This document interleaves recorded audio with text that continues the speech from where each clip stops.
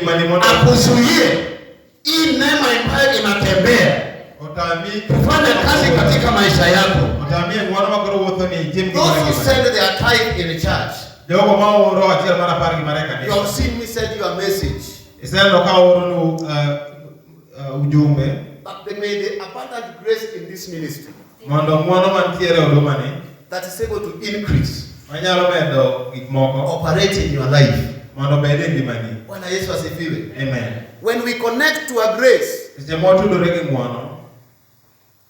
that grace is able to work for us. At the end of this year, I will bring my M-Pesa statement and show you that I am a faithful tither personally. Wacha ile ya kanisa Mrs. Amimo ndiye anatuma. Bwana Yesu asifiwe. Amen. I'm connecting with the grace of my Father. I tithe to him every month. Every time I get money. So even if you cast me here in Okwala, your cast cannot work. Because you are not my father. Baba yako na mama yako ndio watakulaani. Bwana Yesu asifiwe. Amen. When I connect to the grace in him, he ties to his father. That is Bishop Lai. Amen. Bishop Lai. And he connects with that grace. Sasa neema inakuja mpaka Ukwala. When you tithe to this church, you connect with the grace that I carry. And that grace is lifted up to heaven. Bwana Yesu asifiwe. Amen. Kuna neema ambayo itatufanyia kazi. When we sacrificially give ourselves to do proper ministry. Bwana Yesu asifiwe. Amen. To give ourselves a living sacrifice, holy and acceptable. That is the demand, that is the voice, that is the request that God wants from you. Bwana Yesu asifiwe. Amen. We have been talking about faith. It is powerful. I've been blessed this morning. We were told that faith without action is like a body without breath in it. If there is no breath in a body, the body is given a new name. It becomes a corpse.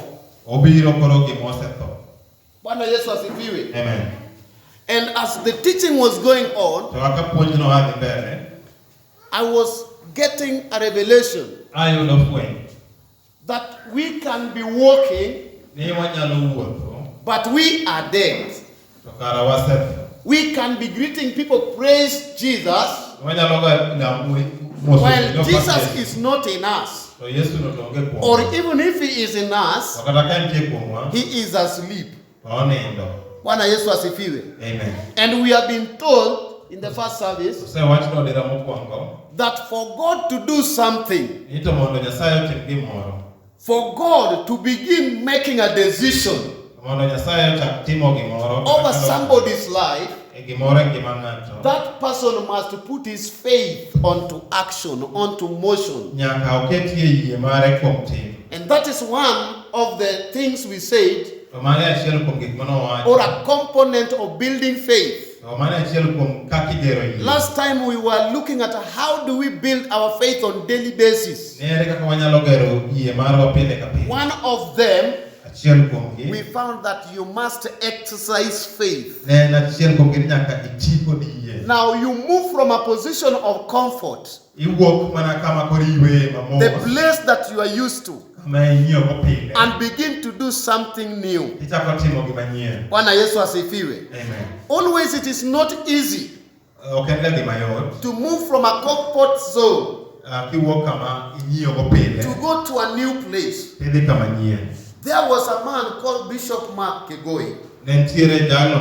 Bishop Mark Kegoi is the second bishop in JCC ministry. Bishop Mark Kegoi and Bishop Marareyo Bishop Mark Kigoi, when he joined JCC ministry,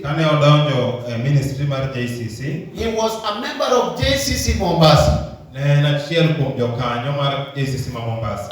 they went and opened for him a church. He was giving us a testimony that where they opened his church in the outskirts of Mombasa,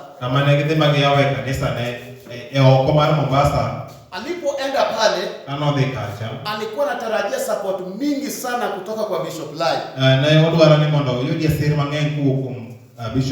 But it was not so.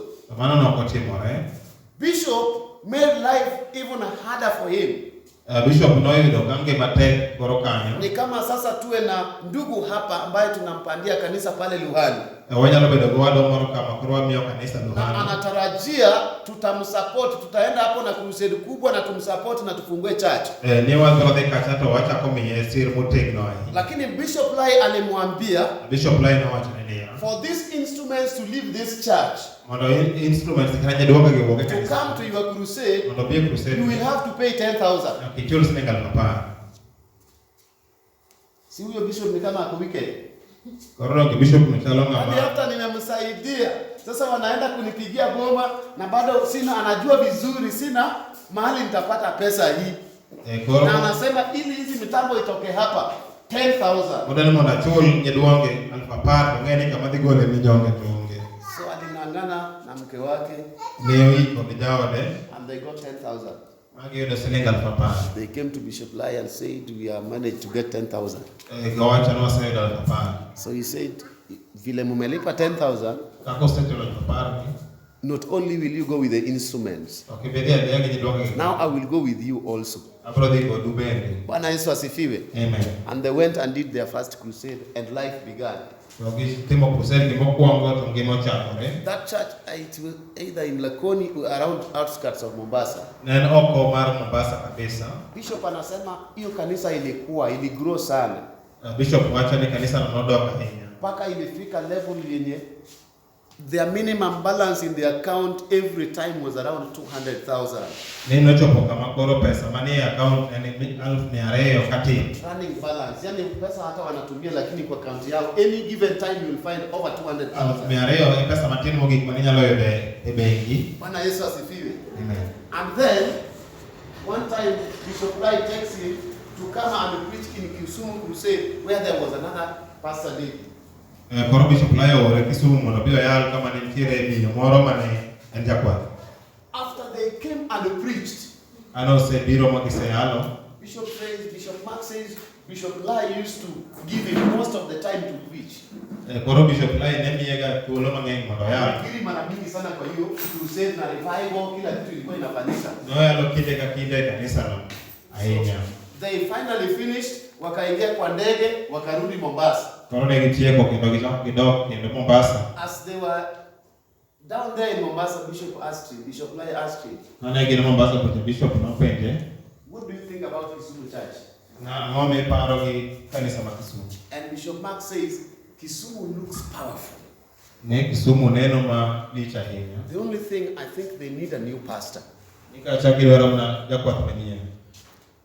And Bishop Lai asked him, do you think so? He said yes. Naona tu kama ule dada anaweza kusaidiwa, maybe tupetume mchungaji hapa. Akamwambia yes. I was also thinking so. But do you know the pastor who is going? Is you, Mark. I've given you 2 weeks.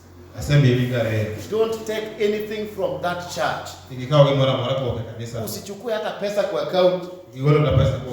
Unaenda Kisumu. So, do you think it is easy to live? Again, another dry land. Na huku sasa ulikuwa ushazoea. Maisha ilikuwa ishaanza kuwa comfortable. They moved from living like beggars and now they were living at least alive. Hata mama anajua hakuona Mungu. Wewe utaona Mungu kama ni bwana yako. Tunasema tu huyu Bishop Lai ni kama anatupangia maovu. Hataki tuendelee. A comfort zone. Amen. So he went home, he was traveling, he was like, this time I'm about to rebel. And after a week he came to Bishop and told him, I'm ready to go to Kisumu. Amen. And he said, you have left everything. In that other church there was a pastor's house built. In Kisumu there is a rental. The former Nyanza cinema sahi inaitwanga Jet. Jesus Elevation Center ni hapo town. Bado ni kanisa ya JCC up to today. Sasa unaenda kurent, sasa pesa umeambiwa usiguze hata moja kwa hiyo account hiyo ya church nyingine. Bwana Yesu asifiwe. Amen. Finally somehow he came to Kisumu. And he started trusting God. How many people have gone to Kisumu church? Fiti umeenda? Hebu eleza vile inakaa. Well built. Ndani pia iko sawa. With well instruments. Yeah, good instruments. You didn't see a secondary school. You didn't see a primary school. You didn't see everything. You didn't see a hotel inside there. You didn't see a huge office. You didn't see those. You didn't see those school bus. Okay, no. I went at night. School nitie kanyama primary. Bishop Mark Care Center. Ni care kweli. Kanyo and Car Bishop Mark. Bwana Yesu asifiwe. Amen. Was it easy for him to move from the earlier church to come to Kisumu?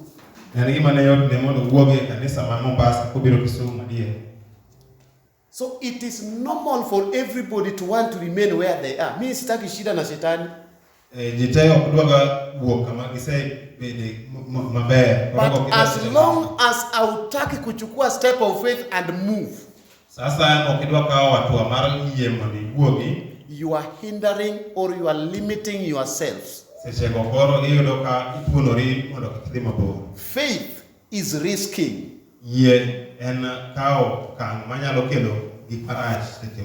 Bwana Yesu asifiwe. Amen. Faith is risking from a point that you know. And launching somewhere else you don't know what is going to come. But somehow you are convicted in your heart that I've taken the right direction.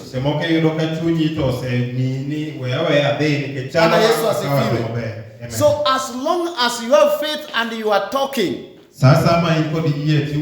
but you have not begun to move, you have not begun to act, your faith plus you is a cop. And I thank God for the points that were coming out. That I know that you believe that God is one. That is good. Hiyo ni vizuri. Bwana Yesu asifiwe. Lakini anafuata kwa kusema hata shetani. Our faith cannot be the faith like that one of the devil. Our faith must be a faith like the children of God. We must move from a point of just believing. And we begin to act now. Bwana Yesu asifiwe. You know the church has been insulted so much. Yesterday I was watching news at 7. Nowadays I don't watch news because of Corona. Nowadays I don't like watching news because of Corona is what is there. How it is swelling. And how it is threatening to come near you. And how this thing will treat us abnormally. But as I watched yesternight, mtu ambaye anaitwa Moses Wetangula pamoja na mtu anaitwa Musalia Mudavadi walikuwa na mkutano kubwa sana ya kisiasa jana kule mahali inaitwa Trans Nzoia. Hapo Trans Nzoia. Huyu gavana wa Kakamega anaitwa Oparanya. Gavana Milongo ni Oparanya. Na Eugene Wamalwa. Tena walikuwa na a parallel rally in Trans Nzoia. How many people saw it? Deputy President Bwana Ruto alikuwa na mkusanyiko kubwa ambaye alikuwa anasema mtuombee watu wangu wanakuwa attack, wanakuwa threatened, watapelekwa kwa DCI, watapelekwa. Who saw it? Ruto benye dwaro ni mondo lamne en gi joge. The other week Mr. President was having a huge jubilee meeting. Week mokalo rais benen gi romo maduong kabisa ACC. Bwana Yesu asifiwe. Amen. Mimi roho yangu inafika mahali unajua roho ya mama inavumilia. Chopo magoro chunya wacho. Yaani roho ya mama inavumilia lakini yangu inatoka kwa ya mama inaanza kuingia kwa ya wanaume. Filmar ngene giye rito lakini joma chuo to ritaenya no kidogo nyeyo. Bwana asifiwe. Amen. Now we are learning the church is under attack. Korosa ndio wasepuonjore ni kanisa ni korosa ni boga. Corona to this virus so clever. To see who is going to church to be attacked. And those rallies are not being attacked. This virus that is going to school to attack our children, so they are sent home.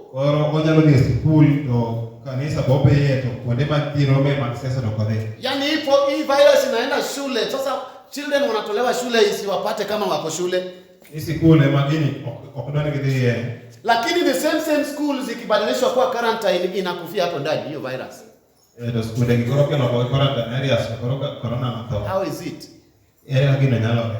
Bwana Yesu asifiwe. Amen.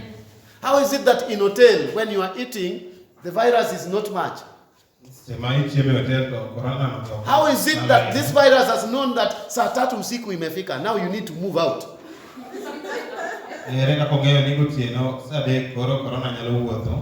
Bwana Yesu asifiwe. Amen.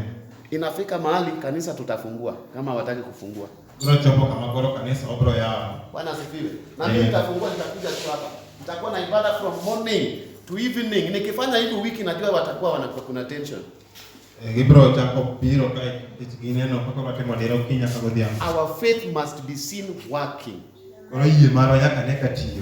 Our faith must tell us that even if they arrest us all, they still send us into jail where we are still having our mouth and we are having the Bible in our heart. We can preach in jail mpaka wezi wote watoke kama wameokoka.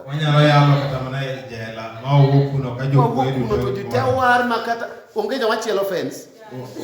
Tukitoka huko tunapata kama wezi wote wameokoka, sasa hakuna mtu. Utafense kwa nini? Na jirani ni pastor, kila mtu ni pastor kwa dunia hii. Kila mtu jakwa penye. Mlango unalala mlango wazi. Oreni nataka dote yao. Bwana Yesu asifiwe. Amen. Our faith must be seen to be working. If we believe that God exists, then we must believe that the same God who was with Shadrach, Meshach and Abednego can deliver us from the arm of the devil and the president and the government.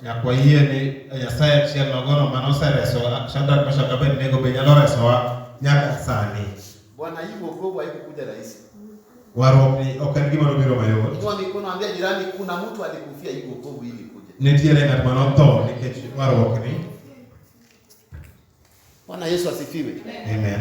I thank God for faith. Agora kamano nikech yie. Faith can make you to do great things that you did not plan to do in your life. Faith can make you to grow as people see, and they see you become big until they begin to bow before you. Bwana Yesu asifiwe. Amen. But faith you must put into action. I just want us to see something in the book of Ezekiel chapter number 37. We are just ibada ya leo ni fupi tu. From verse 1. This is what my Bible says. We are going to read a few verses. The hand of the Lord was upon me, and he brought me out in the spirit of the Lord, and set me down in the middle of the valley. It was full of bones. And he led me around among them. And behold, there were very many on the surface of the valley, and behold, they were very dry. And he said to me, Son of man, can these bones live? And I answered, O Lord God, you know. Then he said to me, prophesy. Underline the word, prophesy. Over these bones, and say to them, O dry bones, hear the word of the Lord. Thus says the Lord God to those bones, behold, I will cause breath to enter you, and you shall live.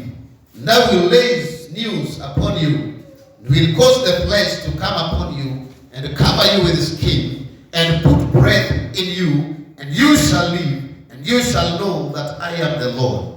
Verse 7. So I prophesied. Underline that word also. So I prophesied as I commanded.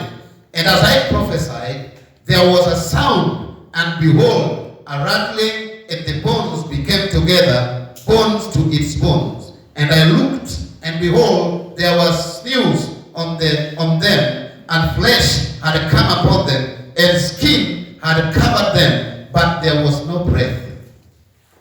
Then he said to me, prophesy to the breath, prophesy, Son of man, and say to the breath, thus says the Lord God, come from the four winds, O breath, and breathe on this slain, that they may live. 10. So I prophesied as he commanded me, and the breath came into them, and they lived, and stood on their feet, an exceedingly great army. Father, in the name of Jesus, we bless you for your words. Bless this word, O God. May you open our inner ears that we may hear your word. Let your spirit come down. Give us interpretation in this word. In Jesus' name we pray. I want to thank the name of the Lord Jesus. Every word is the breath of God. It has profit when it is put to teaching. When that word is used to rebuke people who have gone astray. When that word is used to correct those who have lost the way. And that word can also be used to instruct people to walk in the ways of God. The Bible says that he is blessed a man who does not move along or in the company of the corrupt people. But his delight, his desire is in the law of God. He walks in the word of God and meditates in it day and night. That man is compared to a tree that is connected to a river source, a point where there is water. And the Bible says that man shall bring forth its fruit at the right season. Its leaves shall not dry up. Bwana Yesu asifiwe. John chapter 15 verse 16. Jesus says that I have called you. You did not choose me, but I chose you, that you may bear much fruit, and that your fruit should be able to stand. But whatever you ask my Father in my name, he shall give it to you, that the Son may be glorified.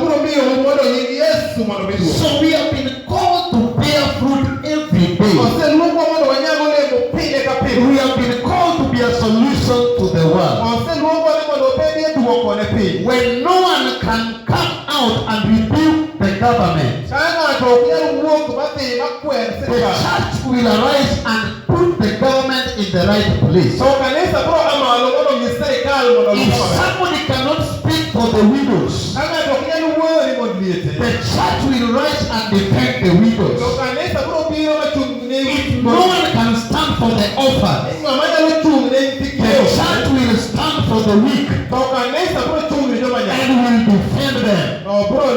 Because the world is waiting for the manifestation of the sons of God. The world order is made in such a way that people who are rich, they oppress the poor every day. People who have power, they oppress those who do not have power. But I want to thank God this morning because we have a power and authority that is able to create the strong men in our life. That same authority is what is able to set leadership in place. The Bible says that there is no leadership unless the Lord puts somebody in authority. But sometimes when God has placed people in authority, they begin to oppress those who are not in authority. They begin to misunderstand. They begin to push their way out. But the time has come that we must rise up. The church must rise up. The church must come out. The church must defend the work of God. David says that the house of God has consumed him. Does the house of God consume you? When somebody is rising and belittling your faith, that you are a pastor's business. The church is open so that pastors can be rich. Those who are sitting here, you know, if it was about richness, we would not be preaching here today. We had good jobs. We would have just defended our jobs and continued. But when the job became between me and God, I had to make a choice.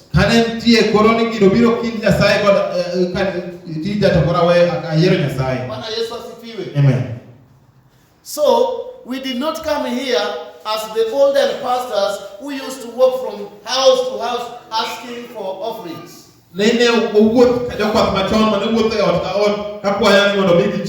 But this is a place where we mend broken hearts.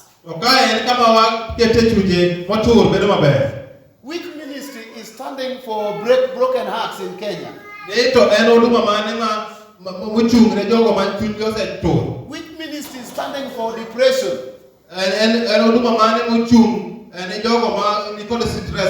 Which ministry is standing to bury those who are dead? And to cry with those who are oppressed? But they have finance ministry. Where does the finance ministry get his money? From the same poor people that they say pastors are robbing from the poor people.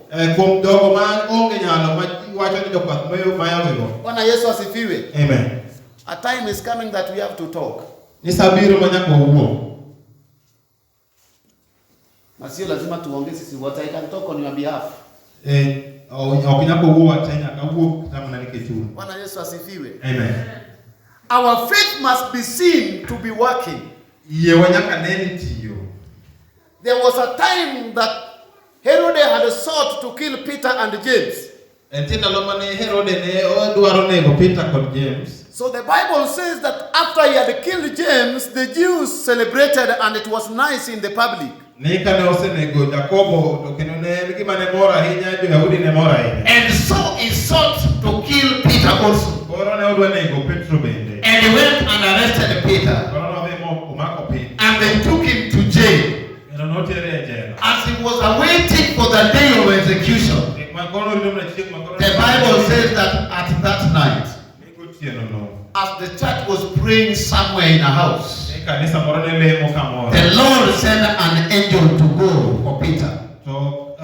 If they think they can kill the church, they need to ask the Roman authority. When they killed one Jesus, today there are so many bishops and pastors and believers all over the world. They can only kill Pastor Moses, but they cannot kill church. They can kill who they want to kill. They can frustrate who they want to frustrate. But we know that our God is able to deliver us. The Bible says that many are the afflictions of the righteous, but Jehovah shall come to deliver us from each and every affliction. So we don't care. After all, Corona has no medication. Why do you go to the hospital? Today I'm told they are home-based what? People at your home, they take care of you there at home. So why should we stop the economy from running? Why should we stop church from running? Imeshinda serikali. They leave it to God if it is there. Bwana Yesu asifiwe. Amen. Let them leave it for God. God controls the world. And the earlier people begin to know that you cannot untwist God with your health systems and your shenanigans and your big language and vocabularies. Those who Corona came for, they will all see Corona. Whether you put mask, whether you don't put, whether you wash your hands, whether you cannot stop it. But to the church, there is a good news. Psalm 121 verse 3. He who watches over you do not slumber. Him who watches over Israel does not sleep. He does not slumber. Bwana Yesu asifiwe. Amen. 125. He says, like those who trust in God are like Mount Zion, that they cannot be removed. As Jerusalem is surrounded by mountains, so the Lord surrounds those whom He loves. So our God is powerful. There is a man who exercises faith, and the faith works. We are being told in a form of a revelation. Bwana Yesu asifiwe. Amen. When God lifted His servant Ezekiel in the spirit, the Bible says that God took him to a certain valley. And in that valley, there were so many dry bones there. And some were on top of the other. And God asked Ezekiel a question. That is the question that you need to ask yourself today. Can life be found again in these bones? Amen. Can life be found again? This is how he asked. Son of man, can this bone live again? That is verse 3. Then Ezekiel answers, oh Lord, you know. Things that are impossible with man need God. If you are still able to perform it, you don't need God. If you have 1,000 in your pocket and you need a cloth of 200, do you need to go and pray in church to go and buy a cloth?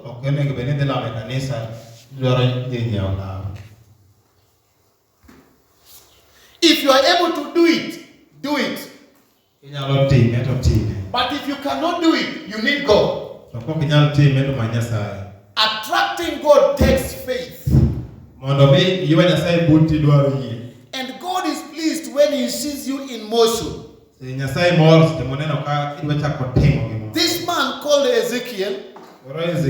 ni. He said, God, Wacha ni Nyasaye. I cannot say yes or no. Okanyalo wacha ni oyo kata But you know. To into ing'eyo. There are some times you need to know how to answer. Seche moko be ber king'e kaka duoko. Many people would have started doubting. Jomoko do ochako bedo gi kiawa. Okapar. Sijui sidhani. Kamo gikelo. Hapo sidhani. Wang ni tutuoni no negi, wang ni toko chuni. Hiyo ugonjwa itamuua. Sidhani kama atasimama tena. Kama duka ne ogikecha kata magi kimoke masinde ongei.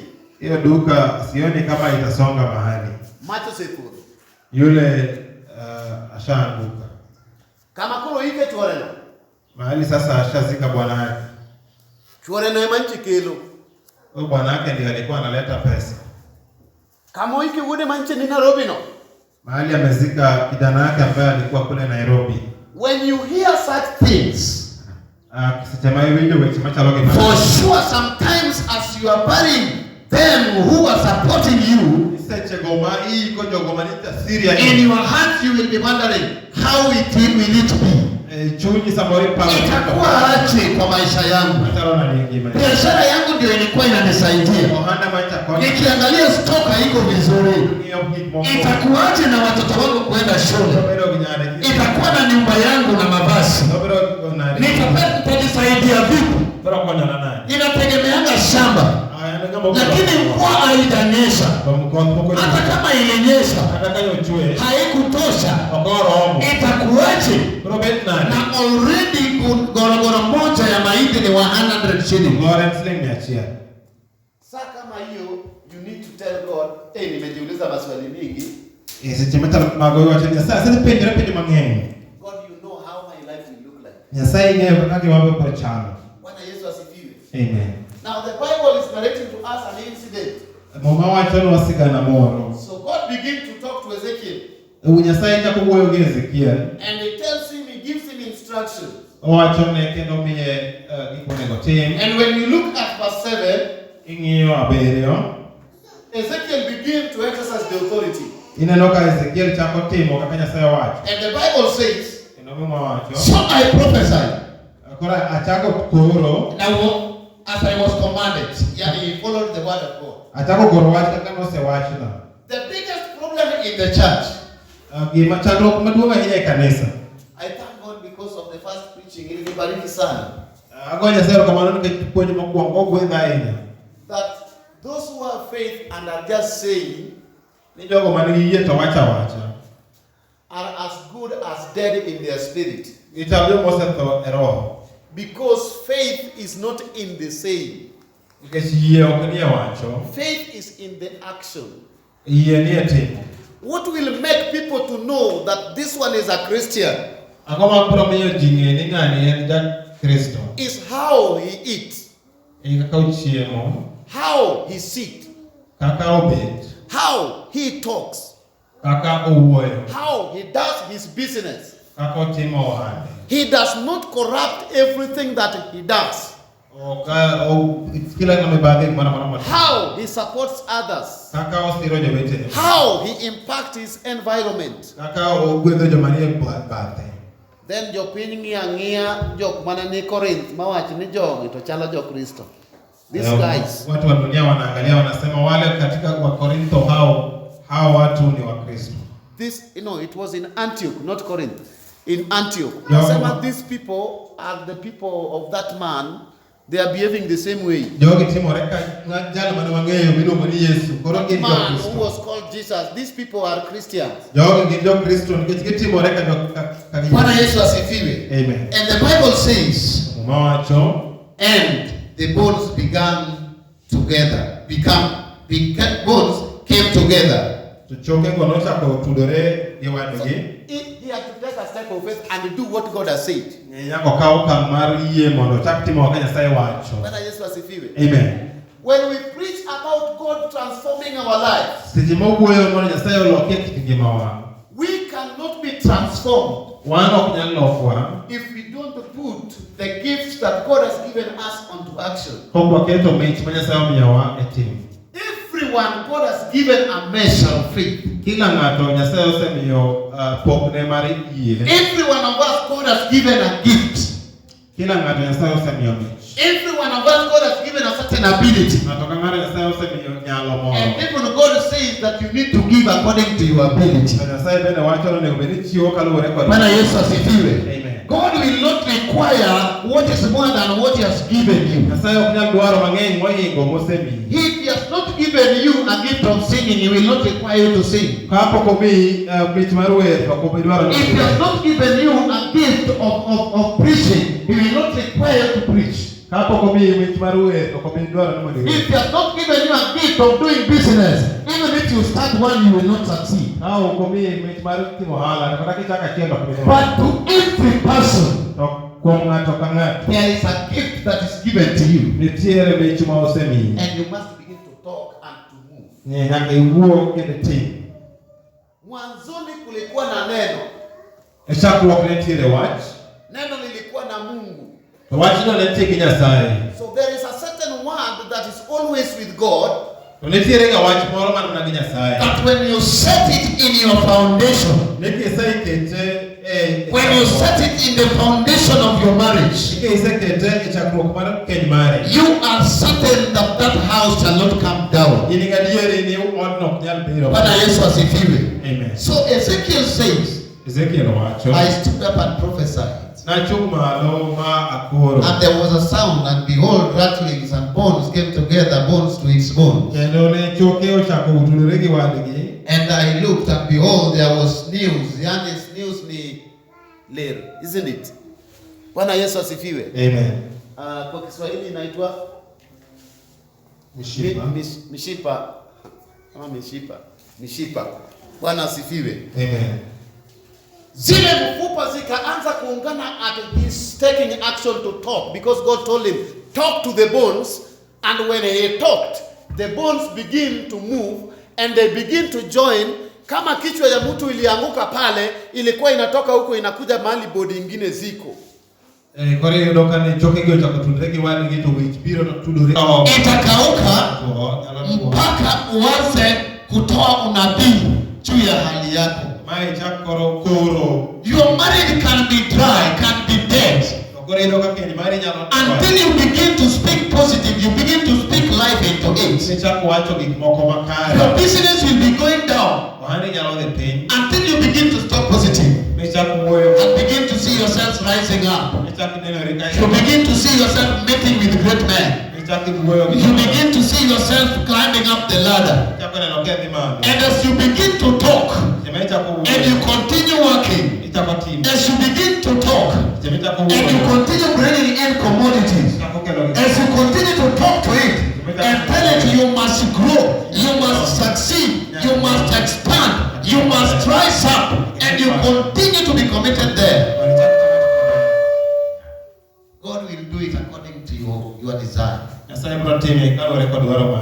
Then he said, now prophesy to the breath.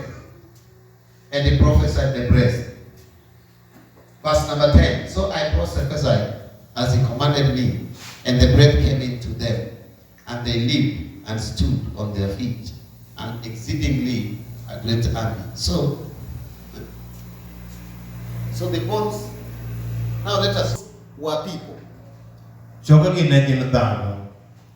And they were not ordinary people. It was a huge army that had been killed. An army that had been killed. And they were there. Bwana Yesu asifiwe. Amen. This thing happens again in the story of Jesus and Lazarus.